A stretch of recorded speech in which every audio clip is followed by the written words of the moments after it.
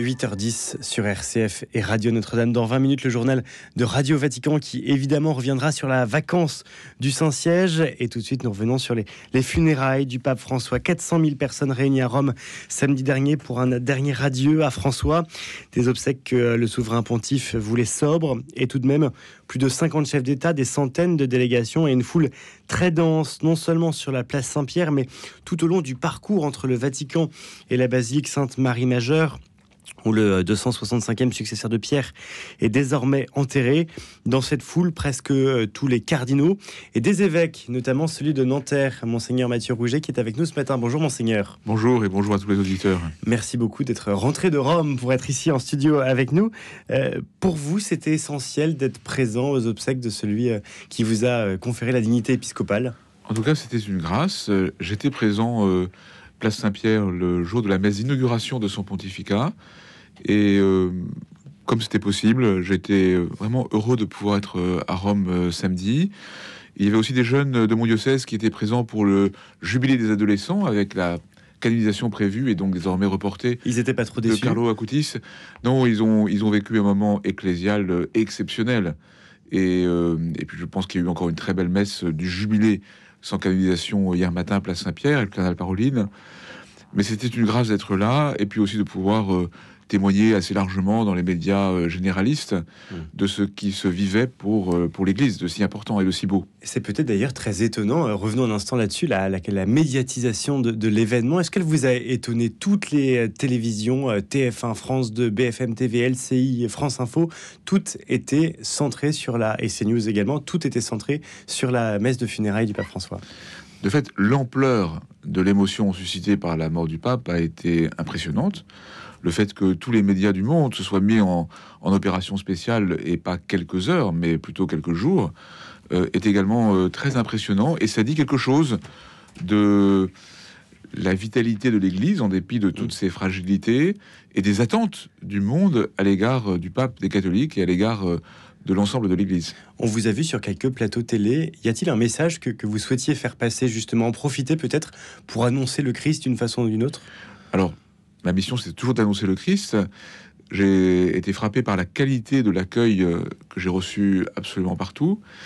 Et bien, d'abord, il s'agissait de faire comprendre ce dont il est question dans un moment si important. Et puis, bien sûr, de toute façon, c'est deux réalités tout à fait connexes. Parler de la mort d'un serviteur rassasié de jour, comme disent les Écritures, et donc du fait que l'Église vit cela dans l'espérance et dans la paix, c'est aussi parler du Christ ressuscité. Et on a pu aussi découvrir différents rites tout au long de cette messe. Justement, Monseigneur Mathieu Rouget, quel moment peut-être lors de cette messe de funérailles, quel moment vous a marqué? Alors d'abord, ce que j'ai trouvé extraordinaire, c'est le climat de paix, de recueillement, de savoir-faire aussi. Alors certes, il y a souvent des grandes célébrations à Rome, mais en quelques jours, organiser une célébration pour près de 400 000 fidèles, vous le disiez, avec un très grand nombre de médias accrédités, on a l'impression que tout cela s'est fait en un clin d'œil, et tout était d'une fluidité, d'une sérénité absolument extraordinaire. Et puis la liturgie, légèrement simplifiée par le pape François, était d'une si grande et belle ampleur que cela ne pouvait que remplir le cœur de foi et d'espérance.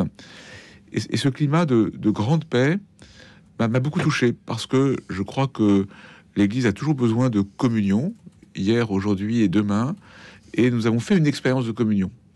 J'ai trouvé très impressionnant aussi que l'homélie soit prononcée par un des grands serviteurs de l'époque, Jean-Paul II, et qui a tiré de manière extrêmement positive un certain nombre d'enseignements du pontificat du pape François, avec en plus beaucoup d'énergie pour un homme de 90 ans passés.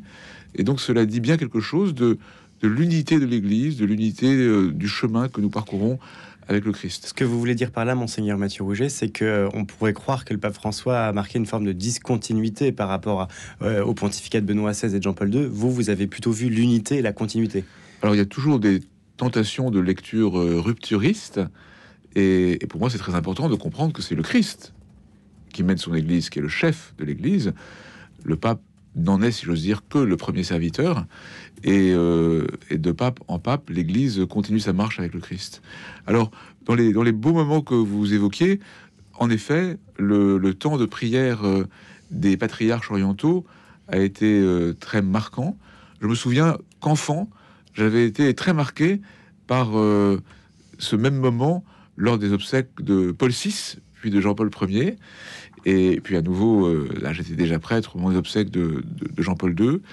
Et c'est très important de manifester ainsi l'universalité de l'Église dans ses poumons occidentaux, occidentales et orientales. Et puis, compte tenu de tout ce que vivent les Églises orientales, qu'elles soient ainsi visiblement et aussi auditivement bien présentes, était très important.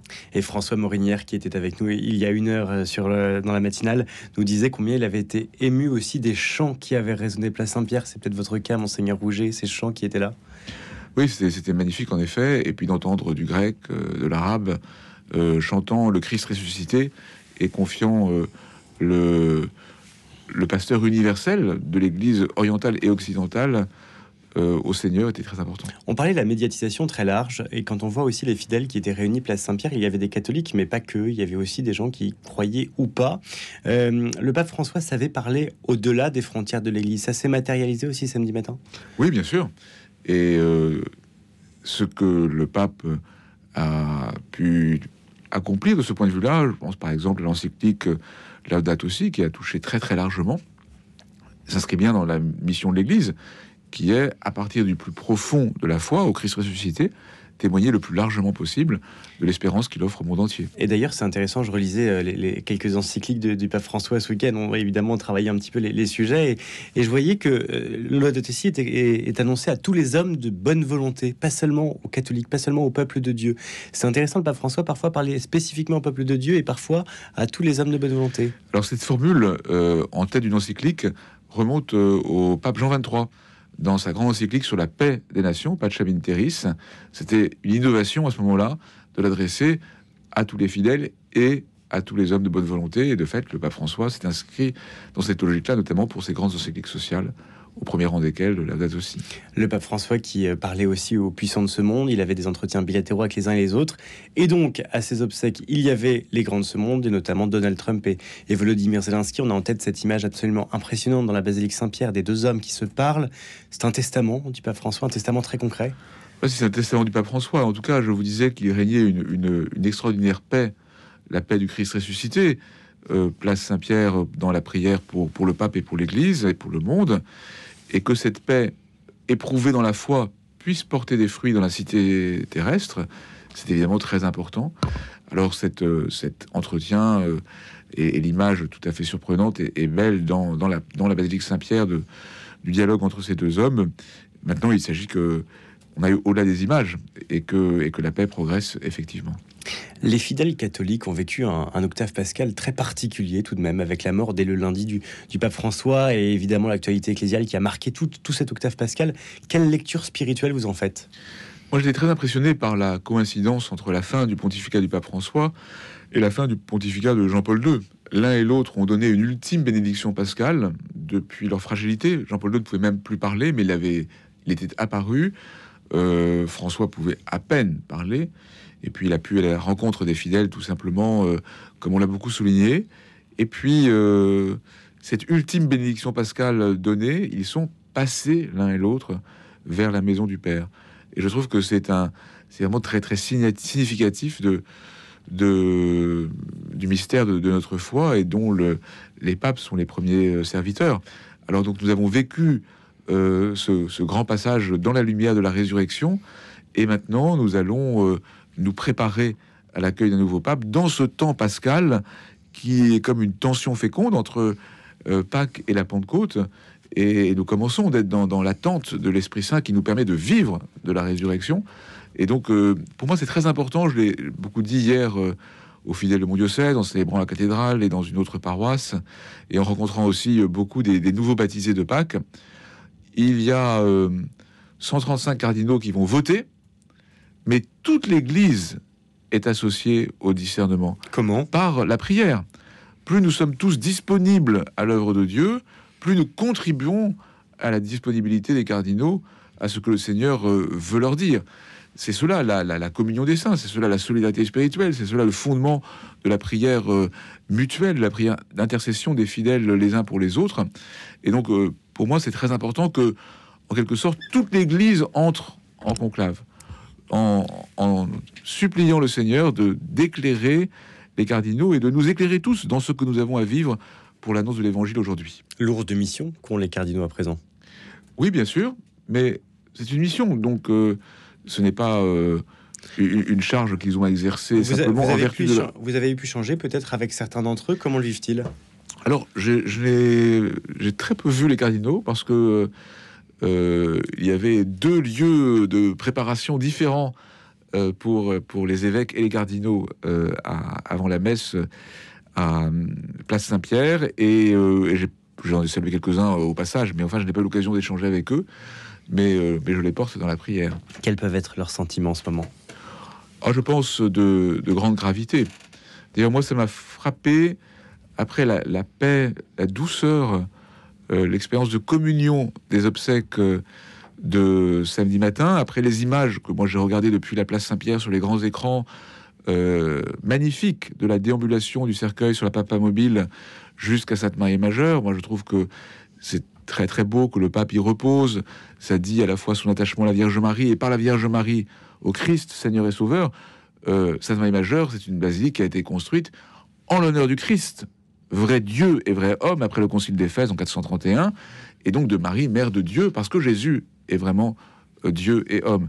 Donc c'est très beau du point de vue de l'annonce de la foi, et puis aussi de la dévotion populaire, de l'attachement très simple de beaucoup de fidèles, beaucoup de nos auditeurs à l'intercession de Marie. Donc après ces images magnifiques, moi j'ai perçu intérieurement qu'on entrait dans un moment de gravité. Et donc je suis sûr que les cardinaux éprouvent, mesurent la gravité de la responsabilité qui est la leur, et je trouve que c'est très important que du coup ils se sentent portés par la prière de toute l'Église. Monseigneur Vesco, qui est cardinal archevêque d'Alger, était le grand témoin de Louis Dauphren vendredi matin. Il disait, comme on le lit partout, qu'ils apprenaient à se connaître, mais qu'en réalité, la curie n'avait pas proposé de moyens de se connaître, de brise-glace ou de lieux pour vraiment échanger. Alors chacun apprend à se connaître comme il peut, nous disait Monseigneur Vesco. Comment peuvent-ils apprendre à se connaître, comme on le lit partout ? Alors d'abord, ils vont avoir, je pense, des échanges assez structurés toute cette semaine, où chacun peut prendre la parole, dire ce qu'il porte pour la vie de l'Église dans le temps présent. Je pense qu'ils se connaissent un peu plus qu'on ne le dit, parce que beaucoup font partie de dicastères, où ils se retrouvent avec des cycles de régularité inégales, mais en réalité, ils se retrouvent de temps en temps. Et puis il y a des moments comme celui auquel j'ai participé 2 fois de suite, que sont les synodes, où il y a quand même beaucoup de cardinaux qui sont présents et où ils ont l'occasion de se retrouver, d'échanger. D'ailleurs, le synode sur l'avenir de l'Église, quelle forme va-t-il prendre maintenant que le pape François est décédé ? Ce n'est pas un synode sur l'avenir de l'Église, c'est un synode sur la synodalité. Tout à fait. Et ce synode, il est terminé. Donc nous avons conclu tous les années de travail, les 2 sessions, avec un rapport qui a été voté, que le pape a approuvé. Alors, des éléments de mise en œuvre ont été proposés, ils auront à être confirmés par le pape suivant, mais en tout cas, ce synode-là, il a été conclu. Mais vous savez, en fait, c'est pas rare qu'un pape reprenne le travail synodal précédent. Le programme de François était fait à partir du synode sur la nouvelle évangélisation, qui avait eu lieu sous le pontificat de Benoît XVI, et auquel d'ailleurs le pape François lui-même n'avait pas participé. Et justement, peut-être que ce synode est évoqué en ce moment par les cardinaux dans cette salle qui est juste à côté de la basilique Saint-Pierre, où ils réfléchissent en ce moment sur le profil du prochain candidat. Si vous deviez résumer peut-être en 3 mots ce que devra être le profil du prochain pape, pour vous, quel devrait-il être, Monseigneur Mathieu Roger ? Alors, en fait, c'est la mission de tout évêque, et l'évêque de Rome en particulier. Il s'agit d'être un homme de communion, missionnaire dans le Christ. Vous liez 3 mots, vous les avez. Communion missionnaire dans le Christ. Parce que l'important pour l'Église, c'est d'être rassemblé dans l'unité. Je pense qu'aujourd'hui, compte tenu de la diversité croissante de l'Église, il y a un élément vraiment prioritaire de travailler à la communion. Il faut que toutes les forces vives de l'Église, dans leur variété, puissent être rassemblées, mais pas pour un huis clos ecclésial, mais pour l'annonce de l'Évangile, toujours renouvelé. Et le premier héritage du pape François, c'est la joie de l'Évangile, c'est la transformation missionnaire de l'Église. Et ce qui permet d'articuler communion et mission, c'est toujours l'enracinement dans le Christ. Et donc moi j'attends du pape qui soit le serviteur ardent de la communion missionnaire dans le Christ. Alors on se demande parfois s'il va être français, d'où il va être originaire. Est-ce que vous avez une conviction sur ce point-là? Alors ma conviction, c'est que ça n'a aucune importance. Tout de même, ça marque un petit peu quelle est son histoire, quel est son... Tout à fait, mais l'important n'est pas que, disons, une partie du monde imagine l'emporter sur les autres parce que c'est en son sein qu'on va trouver le futur pape. Non, ce qui est important, c'est qu'il y ait une personnalité qui soit en mesure d'assumer pour toute l'Église et pour le monde entier cette mission de communion, de mission et de rayonnement à la fois pour l'évangélisation et pour la paix du monde. Dans votre diocèse, Monseigneur Rouget, comment se prépare-t-on à l'arrivée du nouveau pape?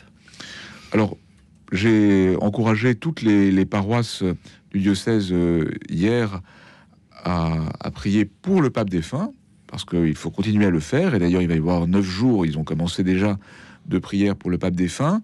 Il nous disait toujours prier pour moi. Eh bien, prier pour lui, c'est aussi prier pour qu'il entre pleinement dans la lumière de Dieu. Et puis de prière pour l'Église. J'avais proposé une prière universelle unique pour toutes les paroisses ce week-end. Je constate qu'elle a été largement mise en œuvre. Et sans doute vais-je proposer dans les heures qui viennent à toutes les paroisses, surtout que je retrouve tous les curés de paroisse pour une journée de travail demain, de voir comment accompagner ce temps en proposant des moments de prière dédiés pour tous les fidèles, pour que tous se sentent associés par la prière à ce discernement. Merci beaucoup, Monseigneur Mathieu Rouget, d'avoir été notre invité. Merci à vous. Ce matin, pour revenir donc sur ces funérailles du pape François, évidemment, on consacre une grande partie de notre antenne cette semaine encore à ce conclave qui arrive. On devrait savoir aujourd'hui ou demain les dates précises. Sans doute pourrait-il commencer le lundi 5 mai ou le mardi 6 mai à partir de 9h10.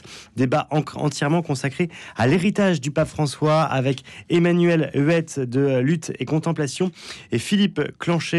Ensemble, ils reviendront au micro de Louis Dauphren sur cet héritage du pape. Que laisse-t-il aujourd'hui? Et puis, les défis qu'aura à relever le prochain souverain pontife. Rendez-vous à partir de 9h10. Vous pouvez réagir dès à présent, direct@rcf.fr.